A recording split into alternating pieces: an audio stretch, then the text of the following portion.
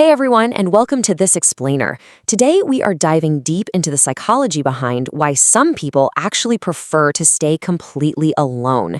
If you've ever found yourself happily choosing a quiet evening by yourself instead of, say, forcing your way through some crowded, noisy room, you've probably wondered what that really says about you.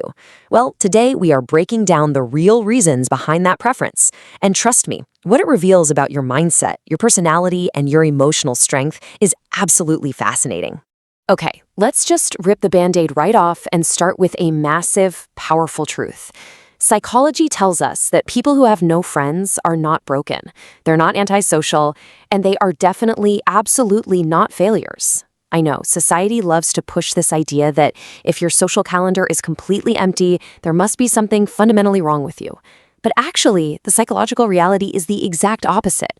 There are so many deeper reasons behind this choice that most people just don't get, mostly because they're looking at it completely backward.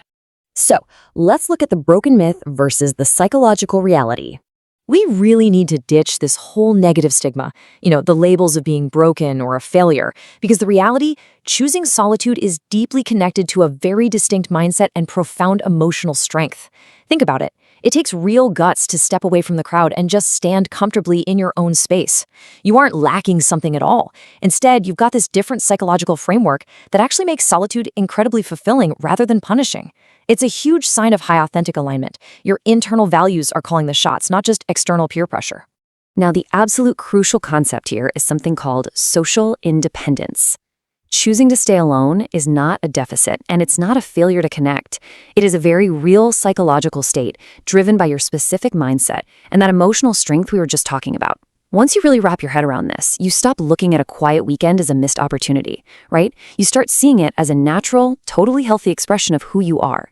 It's a deliberate choice about how you spend your most valuable resource, your energy.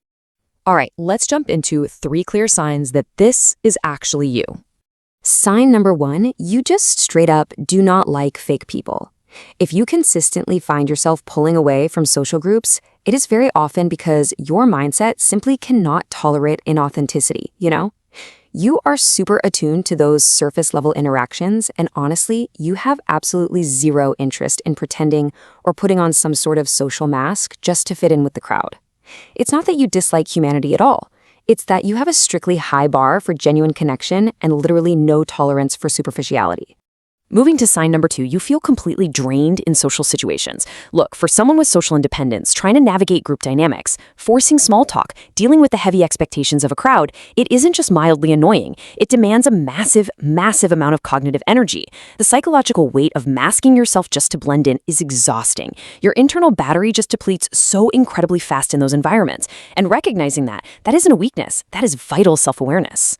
And sign number 3, you consciously prefer being alone over forced friendships. Think about the kind of emotional strength that requires. So many people are absolutely terrified of being alone, right? So they just surround themselves with these forced, inauthentic connections just to fill a void. But not you.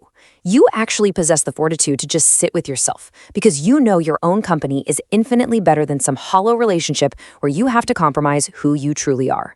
So when we step back and look at these 3 things together, disliking fake people, feeling totally drained socially, and outright rejecting forced friendships, a really powerful picture starts to form. Staying alone is an active choice. It's rooted in your personality, and it's rooted in your emotional boundaries. It's basically a protective measure for your peace of mind. You're not retreating because you can't handle people.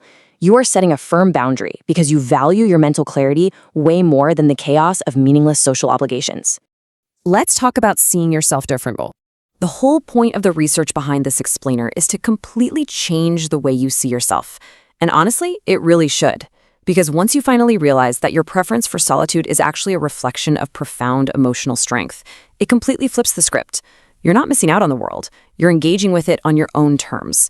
It is totally time to let go of that societal guilt and just fully embrace your social independence. It's an incredibly strong psychological trait, and it's a real game changer. To wrap up this explainer, I want to leave you with something to really think about.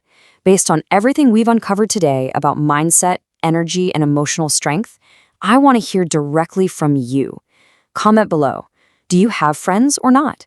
Have you consciously chosen the path of social independence? Let us know in the comments because As we've learned today, there is absolutely no wrong answer. Thanks for joining us.